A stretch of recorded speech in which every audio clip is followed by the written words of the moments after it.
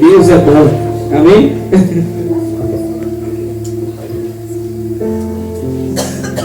Glória a Deus, boa noite.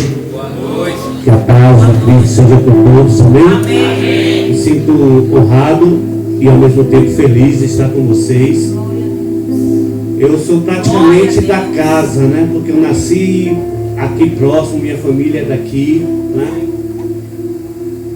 Eu estava vindo ali, estava lembrando, eu saía de lá do centro da cidade para vir jogar bola aqui, na minha juventude. Israel, muito feliz de te ver aqui, feliz mesmo.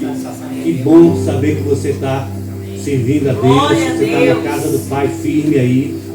Eu me sinto muito feliz. Como eu falei, a minha família é daqui do Registro, né? Meu pai, a sua parentela, meu tio, eu acho que é uma das pessoas mais conhecidas aqui, seu João lá do São Roque, né? Bira, meu irmão, ainda mora aqui, então eu me sinto em casa. E eu estava lembrando, quando eu estava vindo, eu dizia assim, quando eu me deslocava para vir para cá, né? Vim para a chácara aí, vim para a casa da família, eu dizia assim, vamos ali na roça. A roça virou uma metrópole. Né? Ninguém nem pode dizer que isso aqui mais é roça, porque não tem mais cara de roça. Mas eu louvo a Deus por essa oportunidade de estar aqui, feliz. Trago o abraço do pastor Sandro, né? Para aqueles que não sabem, eu congrego juntamente com o pastor Sandro. Feliz e honrado. Tivemos a honra de receber o bispo Pedro, né, na nossa congregação no sábado, com uma palavra poderosa. E eu fiquei muito feliz quando o bispo pregou, porque o bispo pregou coisas que nós costumamos pregar na nossa igreja. Parecia que o senhor assiste nos nossos cultos. Aí eu já me senti à vontade em vir, porque eu sei que eu estou vindo para um lugar de um povo que ama a palavra de Deus. No tempo em que nós estamos vendo as pessoas vindo a Jesus por N motivações, ainda tem um povo que vem pela busca, pela presença e pela palavra de Deus. Eu me sinto muito à vontade de estar aqui para pregar a palavra. Confesso a vocês que tinha pensado, preparado outra coisa, mas Deus ama fazer isso e mudar em cima da hora. Então nós vamos meditar no livro do profeta Daniel. Aleluia, Deus. Capítulo de número 3.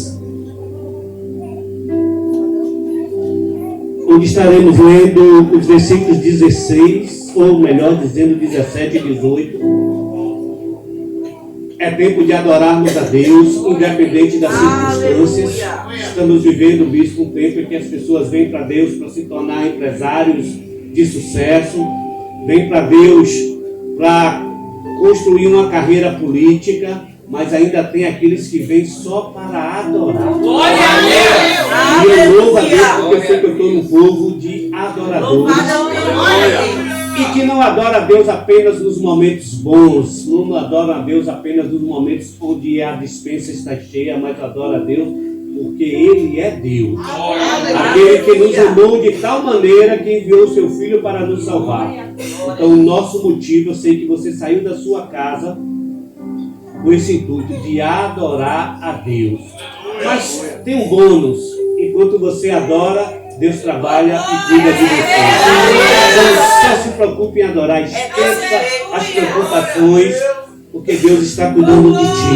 Amém? E a nossa adoração, ela é incondicional, não está condicionada a nada. Então hoje nós ouvimos aí muitos coaches, né, trazendo técnicas de como enriquecer, usando a palavra de Deus. Deus não te chamou para ser rico, Deus te chamou para ser salvo. A riqueza será resultado do teu trabalho, do teu esforço. Mas o intuito de Jesus morrer na cruz foi te conceder salvação. E nós vamos meditar nessa palavra nessa noite. Você que encontrou o texto, se coloca de pé para que nós possamos ler. Procurar uma posição, essa lâmpada aqui. É, só para ligar essa aqui. Pode? Ótimo, pronto, ficou bom. Aleluia. Todos acharam? Amém. Eis que o nosso Deus, a quem nós servimos, é quem nos pode livrar. Ele nos livrará da fornalha de fogo ardente e da tua mão, ó rei. E se não, fica sabendo, ó rei, que não serviremos a teus deuses, nem adoraremos a estátua de ouro que levantastes. Amém? Amém. Nós acabamos de ler aqui um diálogo, pode sentar, que na verdade aconteceu no ano 580 a.C., quando o rei chamado Nabucodonosor, ele, por decreto, ele decide mandar construir uma estátua, e essa estátua ela media 27 metros de altura por 2,70 de largura. Era o equivalente a um prédio de 10 andares. E essa imagem, essa estátua, ficava estrategicamente na província de Dura. Então, por estar numa planície, ela era facilmente avistada. O rei, então, ele decreta que em determinados momentos, todos os músicos tocariam os instrumentos na Babilônia e todos deveriam voltar-se na direção daquela estátua e prostrar-se em sinal de adoração. E assim foi feito. Os instrumentos tocaram e quase todo mundo na Babilônia se ajoelhou, virado para a estátua em sinal de adoração. Mas havia 3 jovens hebreus que se recusaram a obedecer o decreto do rei. Esses jovens estavam na Babilônia como cativos e, apesar de serem cativos, eles gozavam de posição privilegiada no governo de Nabucodonosor, por causa da graça de Deus na vida daqueles homens. E esses homens, então, eles se recusam a adorar. Então, Azarias, Misael e Ananias são levados até a presença do rei Nabucodonosor. Talvez você ache estranho esses nomes. Então vou falar os nomes mais conhecidos desses 3 jovens: Sadraque, Mesaque e Abednego. Eles são levados até a presença do Nabucodonosor com a acusação de que eles se recusavam a obedecer o decreto do rei. E aí eles têm esse diálogo que nós acabamos de ler, onde o rei ameaça-os de jogar dentro da fornalha de fogo. E eles então dizem: olha, rei, Deus, porque antes o rei fala assim, que queria ver, olha que coisa interessante, Daniel é bem minucioso na sua descrição dessa história, e ele vai dizer que o rei fala assim: eu quero ver quem é o Deus que vai livrar vocês. Aí ele fala: olha, Deus, o Deus que nós servimos, ele pode nos livrar e nos livrará das tuas mãos e da fornalha, mas se não, fica sabendo que nós não adoraremos os teus deuses. Ou seja, ele estava dizendo, mesmo que Deus não nos livre, mesmo que nós morramos, nós vamos continuar te adorando. Glória a Deus. E eu quero te dizer o seguinte: nem sempre Deus vai te livrar da aflição, É verdade. mas Ele vai estar contigo. Oh, glória a Deus. Aleluia. Há um detalhe que nós precisamos falar nesse momento. Sadraque, Mesaque e Abednego conheciam Nabucodonosor. Sabiam que ele era cruel o bastante para cumprir com aquela ameaça. Eles conheciam aquele tirano e sabiam que ele realmente era um homem cruel. Porque no ano 597, ou seja, 17 anos antes desse evento acontecer, quando Israel foi levado como cativo para a Babilônia, Deus, através do profeta Jeremias, fala para a nação de Israel que eles passariam um longo período no cativeiro e que, portanto, qualquer pessoa que se levantasse no meio de Israel para falar o contrário daquilo que estava sendo dito por Jeremias seria morto diante de toda a congregação. E aí se levantam 2 profetas, Zedequias e Acabe, no meio do povo de Israel e começa a falar o contrário do que Deus falara através de Jeremias. E aqui eu quero fazer uma parte e chamar a sua atenção. Cuidado com aqueles que estão falando em nome de Deus aquilo que Deus não mandou falar.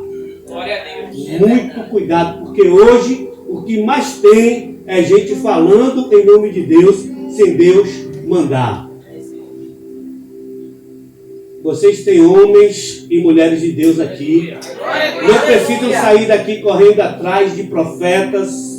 Não precisam sair correndo atrás de ninguém para ouvir o que Deus fala, porque Deus fala nesta casa. Muito cuidado com quem vocês estão ouvindo. Tem muita gente falando em nome de Deus o que Deus não mandou. Então Deus falara que quem se levantasse contra morreria diante de toda a congregação. E foi o que aconteceu com Acabe e Zedequias. Eles morreram diante de toda a congregação. Vocês sabem como foi a morte deles dois? Foram jogados por Nabucodonosor nessa mesma fornalha que agora ele estava ameaçando de jogar Sadraque, Mesaque e Abednego. Então aqueles 3 jovens sabiam que o rei era capaz de cumprir a sua ameaça. E Daniel, na sua narrativa, vai dizer que após essa resposta dos jovens, o rei ficou tão furioso, mas tão furioso que pôde ver no seu semblante.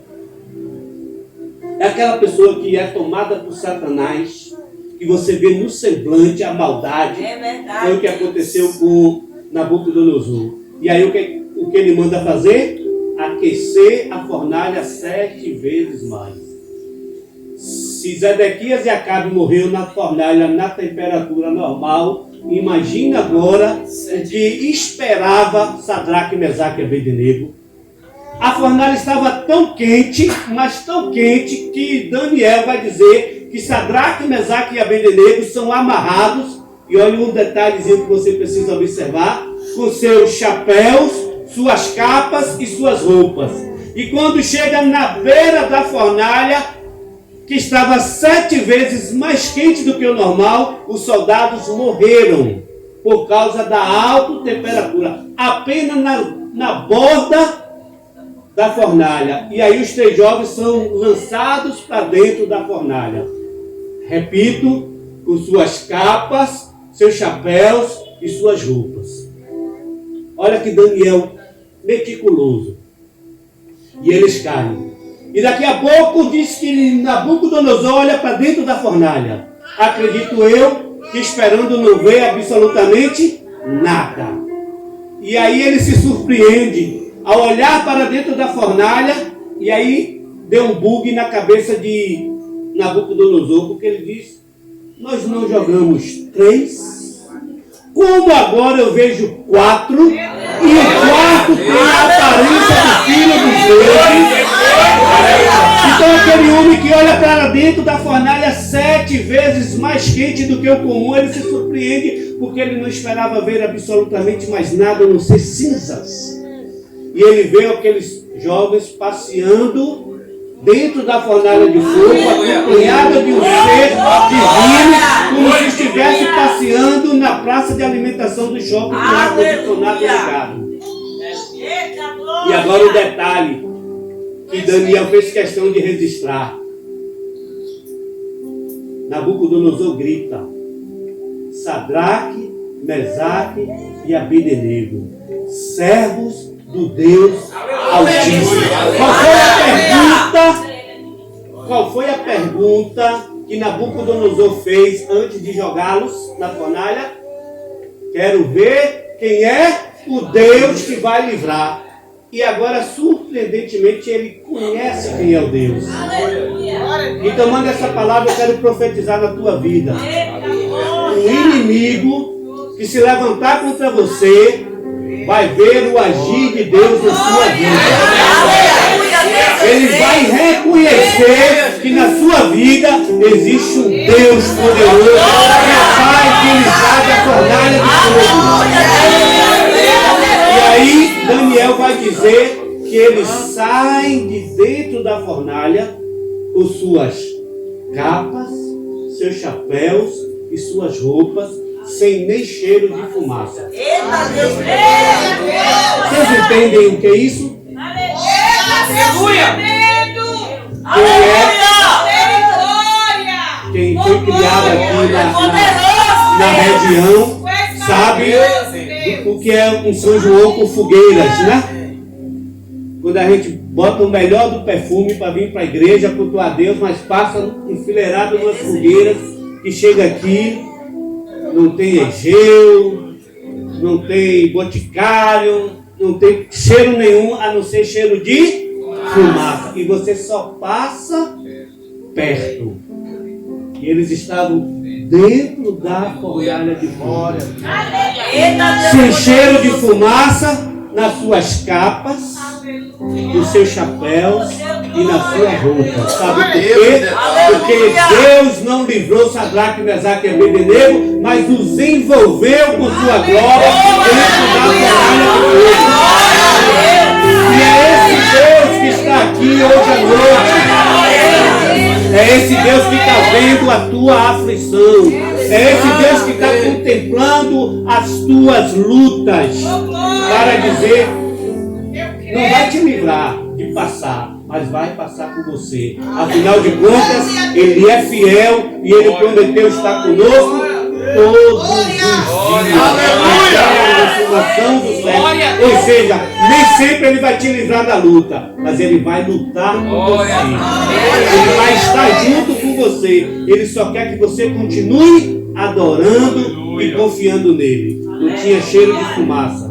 E aí, eu lembro do profeta Isaías, quando ele diz, lá no capítulo 43, versículos 1 e 2, eis que agora te digo, ó Israel e Jacó, eu sou o Deus que te criou, tu és meu. Aleluia. Ele sabe quem é você, e ele fala assim, ó, te chamei pelo teu nome. Ele não se engana.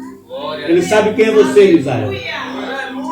Ele não se engana. Aleluia. Quando passares pelas águas, não te afogarão. Quando passares pelos rios, quando passares pelo fogo, nem a chama arderá em ti. Aleluia. Sadraque, Mesaque e Abednego passam por dentro do fogo e a chama não ardeu.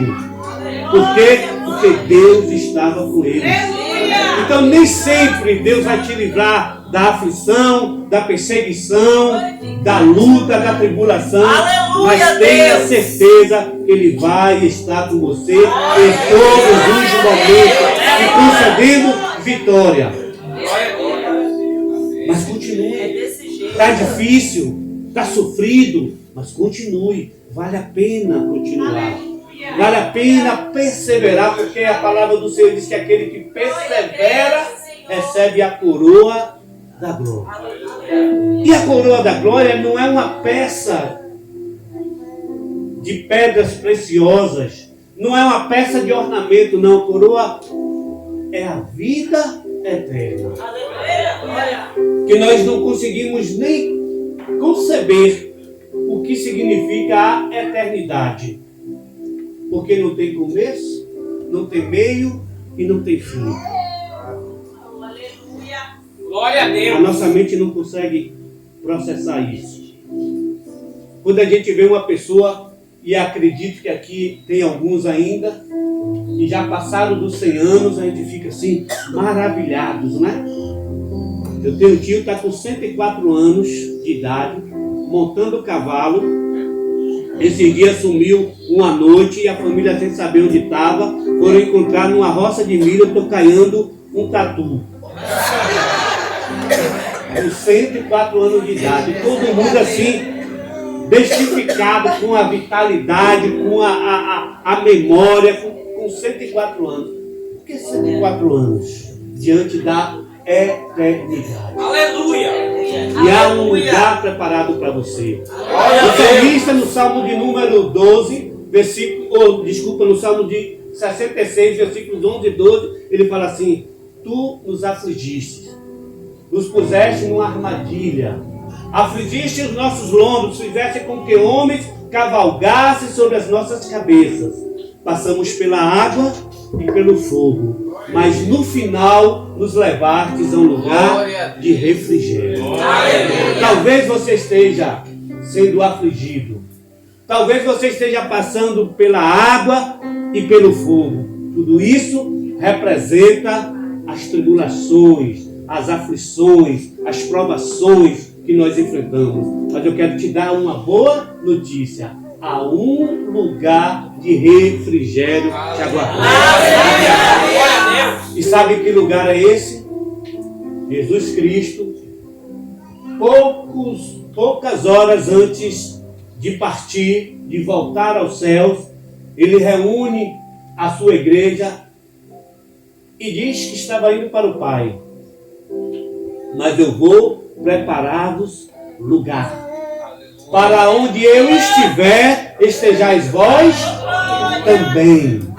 Então esse lugar foi preparado pelo próprio Jesus para você estar à direita de Deus, porque você vai estar no lugar onde Jesus está.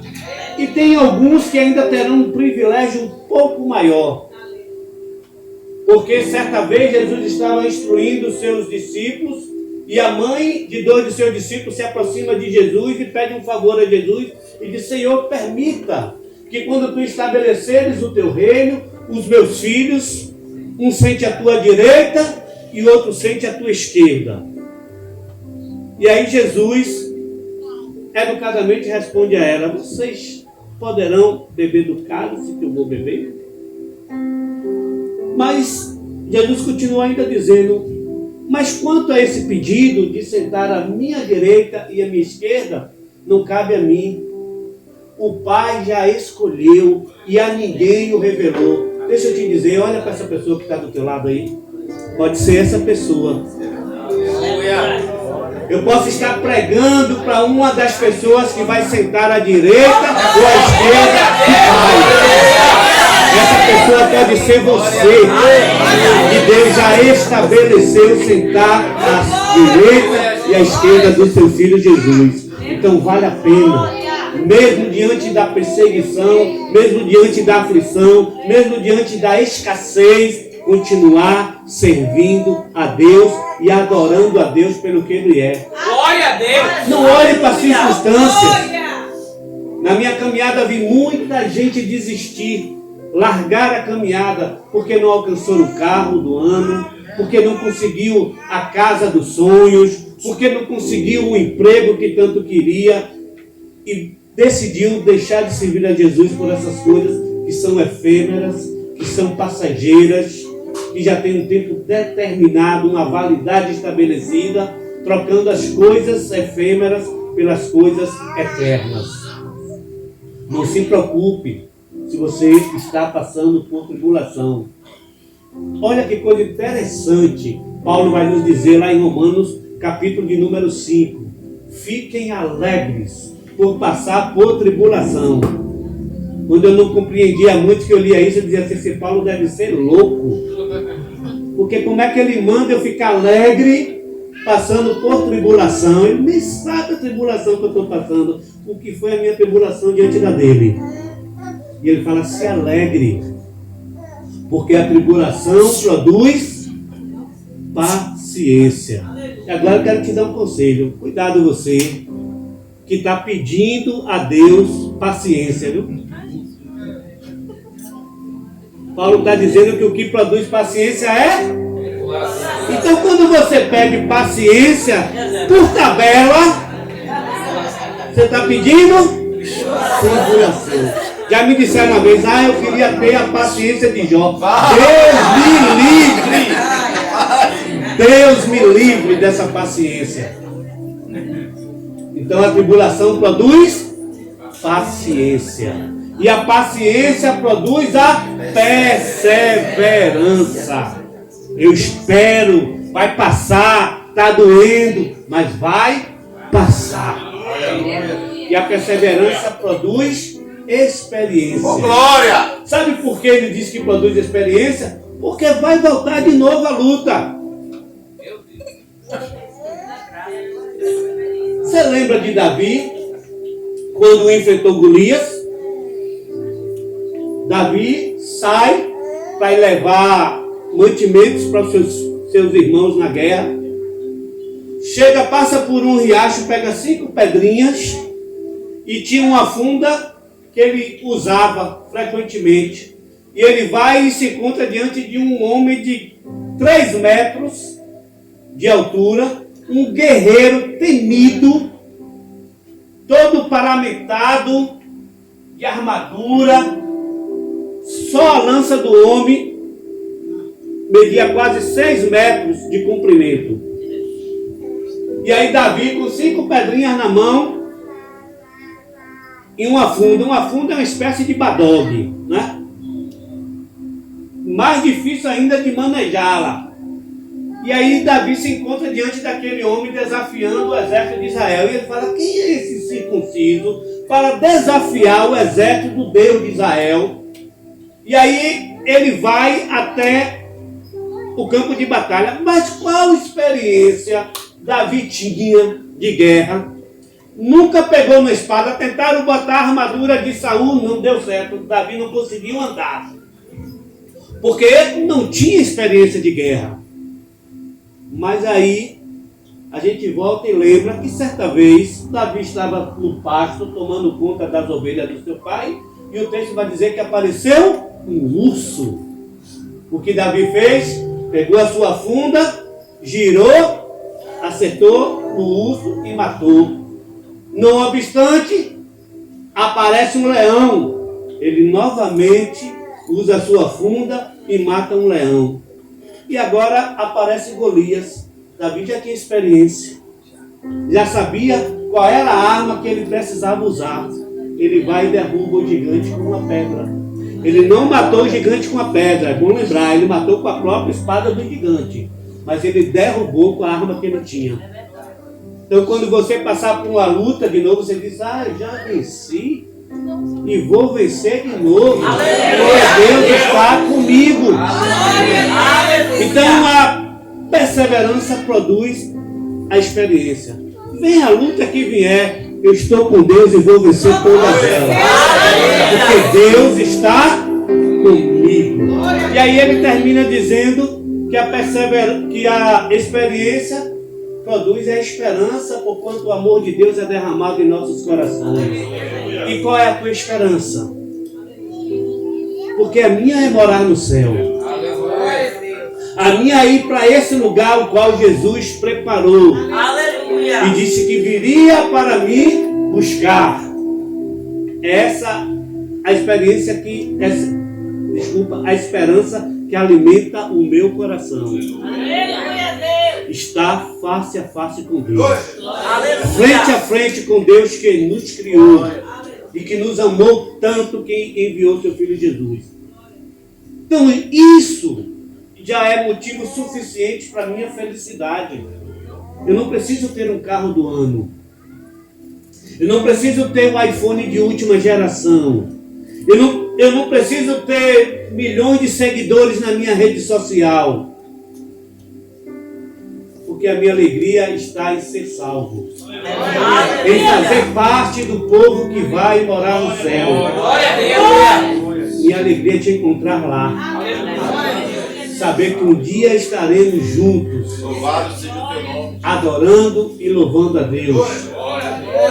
Então não são as circunstâncias que vão nos motivar, é o amor de Deus que é derramado em nosso coração, porque foi esse amor que o motivou a enviar Jesus para nos salvar, e Jesus é o único meio pelo qual nós podemos ser salvos. Não há outro meio, não há outro nome, não há outro ser que possa nos salvar a não ser Jesus. E Jesus é a expressão do amor incondicional. Por que incondicional? Porque não depende do que a gente faça, afinal de contas a nossa salvação é pela graça, não é pelo aquilo que nós faremos. É pelo que Jesus já fez para nos salvar. A palavra do Senhor diz que Ele nos amou primeiro. Deus não esperou você amá-lo. Deus não esperou você entregar a sua vida a Ele. Não. Ele te amou desde o dia que você nasceu. E por te amar, Ele te alcançou através do Evangelho, através da palavra. E hoje você está aqui para adorar a esse Deus que te ama. Está sofrendo, né? Está passando por luta, mas persevera, continua. O próprio Jesus.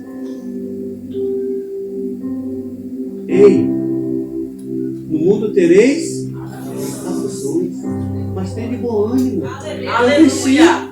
Glória a Deus. Então, se o próprio Jesus passou, porque hoje existe uma tal de, desculpa o termo que eu vou usar, teologia do diabo, chamada de teologia da prosperidade, que diz que o crente não pode enfrentar luta, que se o crente está passando por luta é porque está em pecado. Isso é mentira do diabo. Sabe por quê? Vou provar para vocês. Vamos lá. Jó. Satanás está rodeando a terra e vai até a presença de Deus. E aí Deus fala: tem visto meu servo Jó? Servo bom e fiel, temente e que se desvia do mal. Olha, Deus falou que Jó estava em pecado. Deus falou que Jó era pecador. Não, era homem temente e fiel que se desviava do mal. E aí Satanás, que a especialidade dele é acusar, ele diz: também você deu tudo a ele. Jó tem tudo, porque Jó era o homem mais próspero do Oriente na sua época. Ninguém era mais rico do que Jó. É fácil, né? Servir a Deus desse jeito, quando a despensa está cheia, quando escolhe o carro que quer sair, quando leva horas diante do guarda-roupa escolhendo qual roupa vai usar para ir para a igreja, aí é fácil. E aí Deus fala: tá certo, tire tudo que ele tem, só não toque na sua alma, na sua vida. Pode tirar todos os bens. E aí você conhece a história de Jó, né? Perdeu absolutamente tudo. Jó não estava sendo provado por Deus. A palavra do Senhor diz que Deus não prova. Jó era a prova. Deus estava provando a Satanás que Jó era um homem temente e fiel que se desviava do mal. Onde Jó estava em pecado, para poder dizer que o crente que passa por luta está em pecado. Aliás, vamos dispensar Jó. Vamos subir aqui o sarrafo. Um homem que nunca cometeu um único pecado na vida. Jesus passou por aflições, perseguições. O texto vai dizer que ele se humilhou. E ele não se humilhou, não pense que a humilhação de Jesus foi morrer na cruz, não. A humilhação de Jesus, o texto vai dizer, foi se tornar um igual a mim e a você. Foi se despir de toda a glória, não usurpou ser igual a Deus, se esvaziou de si mesmo, humilhou-se tomando a forma. Pois é, a humilhação maior foi ser igual a mim, igual a você. Pecou? Nunca pecou. E ele diz: ei, preste atenção, não é o servo maior do que o seu mestre. Se perseguiram a mim, perseguirão vocês também. Aí hoje o crente, para não ser perseguido, faz conchavos, faz alianças que não deveria fazer jamais. Aleluia. Eu vi nas eleições aí muitos falando: para a igreja não ser perseguida, vamos escolher um defensor da igreja. Deixa eu te dizer, quem defende a igreja é quem criou a igreja. As portas do inferno não prevalecerão contra a igreja. A igreja não precisa de defensor, a igreja não precisa de representante, porque tem o representante chamado Deus. E quem é maior que Deus? Então a gente não precisa se aliançar com ninguém, não tenha medo não. É verdade. Quanto mais a igreja é perseguida, mais a igreja cresce. Quanto mais a igreja é perseguida, mais o poder de Deus se manifesta. Então não se preocupe, não se aliancie com ninguém. A sua aliança é com Jesus de Nazaré. Aleluia. uma aliança perpétua, inquebrável. Aleluia. Então não se preocupe, só continue adorando a Deus. Não importa as circunstâncias, não importa a luta. Sabe o que é que Paulo vai dizer lá em Romanos capítulo 8, versículo 18? Ei, eu tenho para mim que as aflições do tempo presente em nada há de se comparar com a glória que há de vir. Tuas lágrimas não se comparam. Tua luta, essa doença que você está enfrentando, não se compara com a glória que há de vir. Porque você vai estar no céu. Jesus vai te arrebatar. E esse corpo que hoje está adoecido vai ser transformado num corpo glorioso. Então continua adorando a Deus. Continua adorando, porque quando você adora, Deus age em seu favor. Tire toda a ansiedade, toda a preocupação da sua mente. Confie plenamente em Deus, que Deus vai agir em teu favor.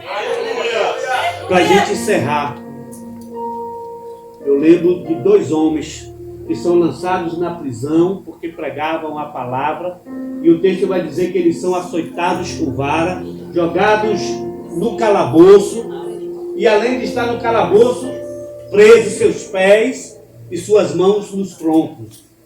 Ou seja, tomaram uma surra de vara e não podia nem passar a mão no ferimento para aliviar a dor.